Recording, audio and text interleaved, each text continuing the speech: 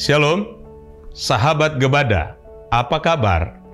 Kiranya kita semua masih semangat dalam mengikuti gerakan baca dengar Alkitab atau Gebada.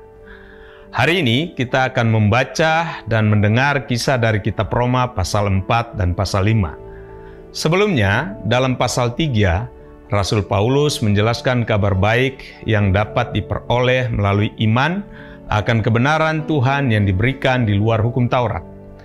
Langkah berikutnya adalah menyajikan contoh nyata dari perjanjian lama. Tuhan memilih Abraham, nenek moyang Israel, dan Daud, raja terhebat untuk peran ini. Keduanya adalah tokoh kunci dalam silsilah Yesus Kristus. Yesus juga diperkenalkan sebagai keturunan Abraham dan Daud. Ada 4 fakta penting tentang Abraham. Pertama, Abraham tidak dibenarkan oleh perbuatannya. Kedua, Abraham tidak dibenarkan karena disunat. Ketiga, ditekankan bahwa Abraham juga tidak dibenarkan karena hukum Taurat. Keempat, ditekankan bahwa Abraham dibenarkan karena iman. Hal yang penting di sini adalah hal yang membenarkan Abraham juga berlaku bagi kita semua. Ini menyatakan bahwa Tuhan yang menggenapi janji yang diberikan kepada Abraham telah membangkitkan Yesus Kristus dari kematian, sehingga kita yang seharusnya dihakimi dan mati dapat dibenarkan olehnya. Teladan Daud adalah kutipan lain yang berfungsi untuk menegaskan keteladanan Abraham. Pasal ini berisi teladan Abraham dan memberikan kesaksian tentang berkat-berkat bagi mereka yang dibenarkan oleh karena iman. Kasih karunia yang diterima Daud adalah pengampunan dosa. Oleh kasih karunia Allah, Daud dibebaskan dari kesalahan dosa karena mengetahui bahwa dosanya telah diampuni oleh darah Yesus Kristus. Dia menganggap dirinya sebagai orang yang diberkati. Daud telah merasakan kasih karunia yang membenarkan dirinya karena iman. Kesalahannya diampuni dan dosanya ditutupi. Ini adalah suatu berkat jika dosa kita tidak lagi terlihat di hadapan Allah. Dosa hanya dapat ditutupi melalui Yesus Kristus yang hidup di dalam kita. Ini adalah berkat Tuhan. Dalam pasal 4, Rasul Paulus membahas tingkat pembenaran oleh iman dan buah-buah yang muncul setelah pembenaran. Alkitab mengatakan, orang benar akan hidup oleh iman. Dan hal ini muncul dalam kehidupan kita saat ini sebagai kehidupan yang kudus. Dengan begitu, masa depan kita akan mencapai kehidupan yang sempurna. Hal yang sama berlaku di seluruh proses ini.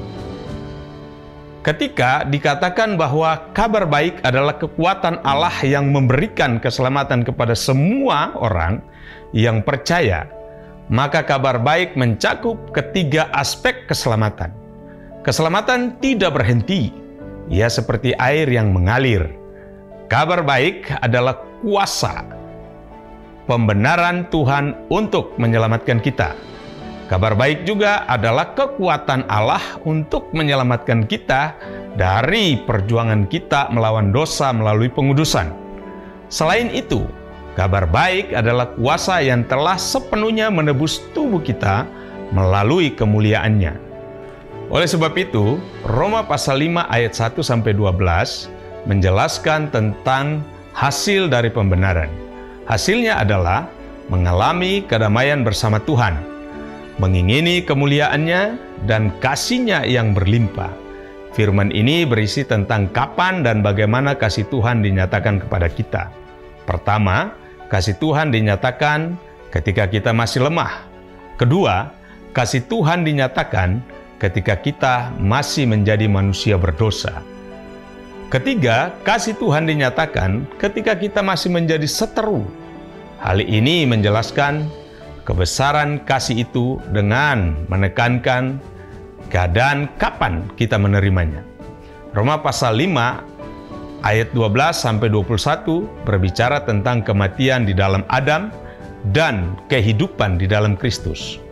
Oleh sebab itu, bagian ini berisi perbedaan antara Adam dan Yesus Kristus. Ayat 14-17 menjelaskan perbedaan Adam dan Yesus. Lalu pasal 18-29 menjelaskan persamaan Adam dan Kristus. Pasal 5 yang akan kita baca membahas tentang Adam dan Kristus. Kita harus melihat perbedaan antara Adam pertama dan Adam kedua dengan teliti. Ada perbedaan antara dosa Adam dan perbuatan benar Kristus. Perbandingan ketaatan Yesus dan ketidaktaatan Adam. Perbandingan antara maut di dalam Adam dan hidup dalam Kristus. Menekankan penghukuman dalam Adam dan pembenaran dalam Kristus. Tidak ada yang bisa kita lakukan terhadap kenyataan bahwa kita semua dilahirkan dalam Adam. Namun, kita dapat melakukan sesuatu saat kita berada di dalam Kristus. Kita bisa diam dalam Kristus kalau kita beriman dan percaya kepadanya. Kuasa penyelamatan Kristus jauh lebih dahsyat daripada kuasa Adam yang membinasakan. Mari kita baca bersama Kitab Roma pasal 4 sampai pasal 5.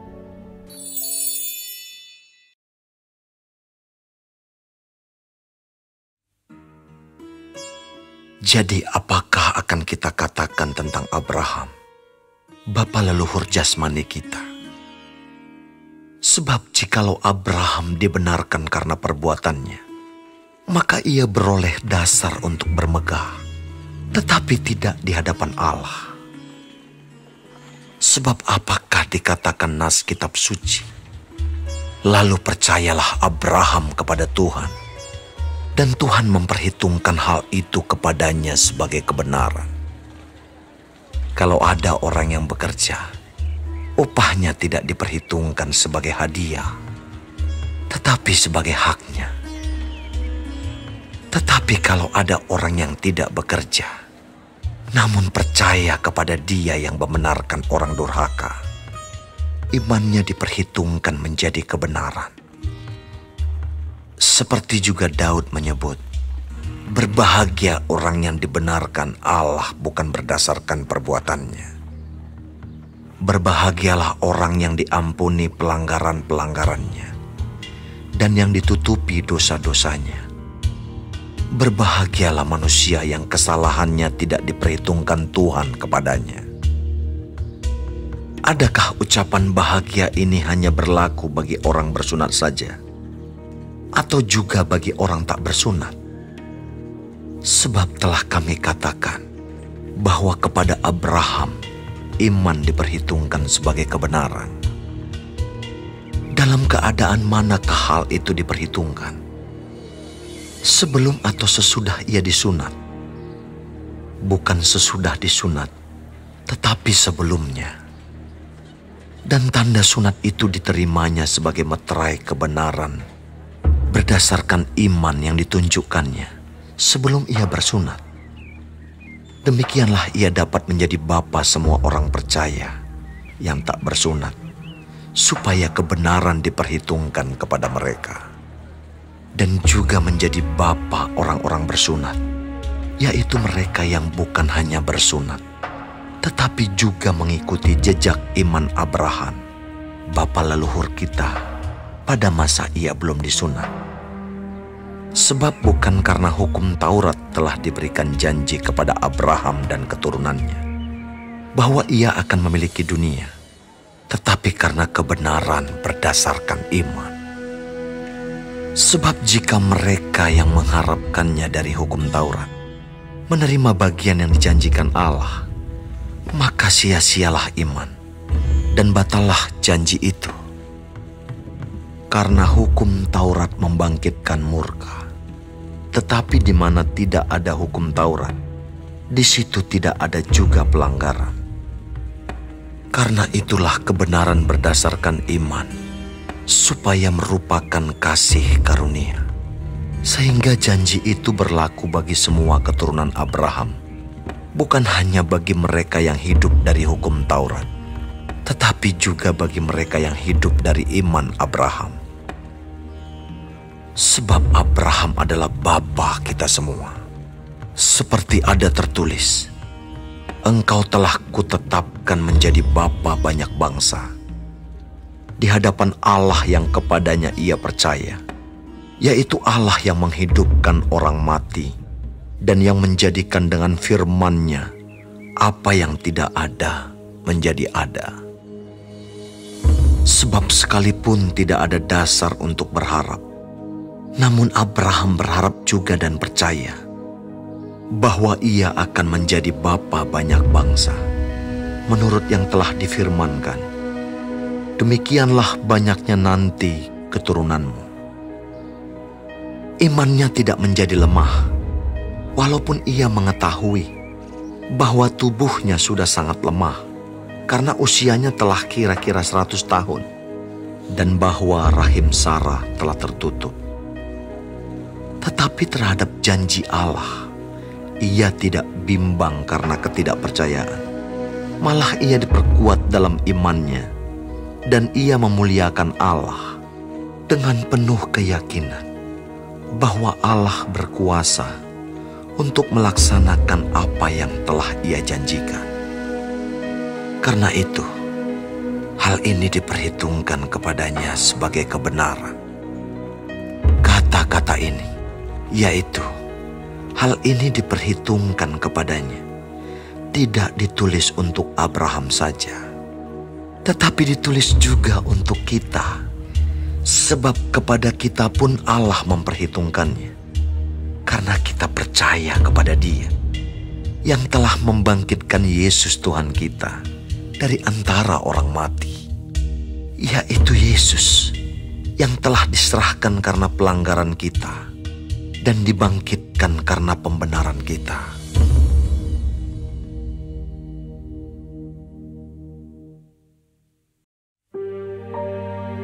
Sebab itu, kita yang dibenarkan karena iman, kita hidup dalam damai sejahtera dengan Allah oleh karena Tuhan kita Yesus Kristus. Oleh Dia, kita juga beroleh jalan masuk oleh iman kepada kasih karunia ini. Di dalam kasih karunia ini kita berdiri, dan kita bermegah dalam pengharapan akan menerima kemuliaan Allah. Dan bukan hanya itu saja, kita malah bermegah juga dalam kesengsaraan kita, karena kita tahu bahwa kesengsaraan itu menimbulkan ketekunan, dan ketekunan menimbulkan tahan uji, dan tahan uji menimbulkan pengharapan. Dan pengharapan tidak mengecewakan, karena kasih Allah telah dicurahkan di dalam hati kita oleh Roh Kudus yang telah dikaruniakan kepada kita. Karena waktu kita masih lemah, Kristus telah mati untuk kita orang-orang durhaka pada waktu yang ditentukan oleh Allah. Sebab tidak mudah seorang mau mati untuk orang yang benar, tetapi mungkin untuk orang yang baik ada orang yang berani mati.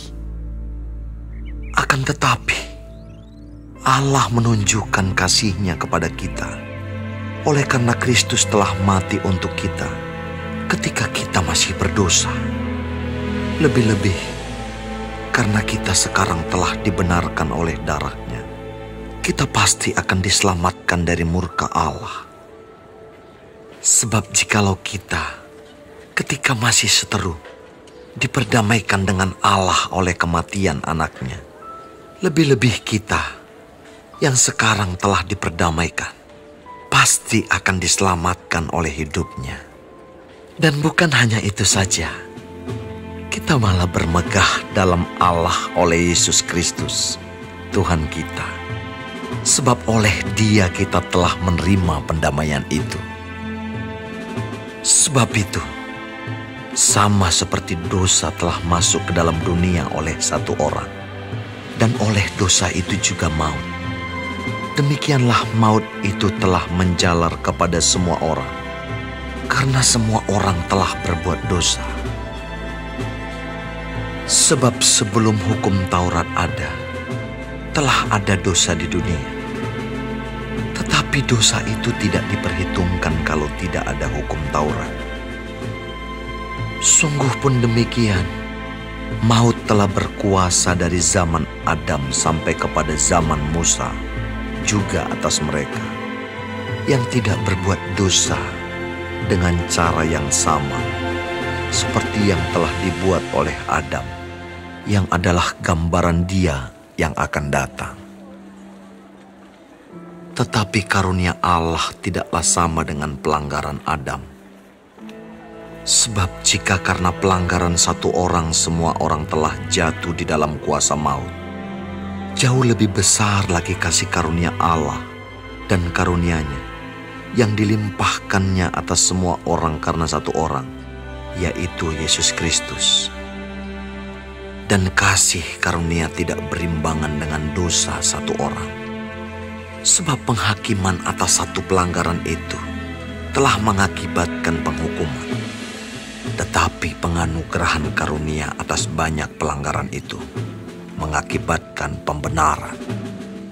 Sebab jika oleh dosa satu orang, maut telah berkuasa oleh satu orang itu, maka lebih benar lagi mereka yang telah menerima kelimpahan kasih karunia dan anugerah kebenaran akan hidup dan berkuasa oleh karena satu orang itu, yaitu Yesus Kristus. Sebab itu, sama seperti oleh satu pelanggaran, semua orang beroleh penghukuman. Demikian pula oleh satu perbuatan kebenaran, semua orang beroleh pembenaran untuk hidup. Jadi sama seperti oleh ketidaktaatan satu orang, semua orang telah menjadi orang berdosa. Demikian pula oleh ketaatan satu orang, semua orang menjadi orang benar. Tetapi hukum Taurat ditambahkan, supaya pelanggaran menjadi semakin banyak. Dan di mana dosa bertambah banyak, di sana kasih karunia menjadi berlimpah-limpah. Supaya sama seperti dosa berkuasa dalam alam maut, demikian kasih karunia akan berkuasa oleh kebenaran untuk hidup yang kekal oleh Yesus Kristus, Tuhan kita.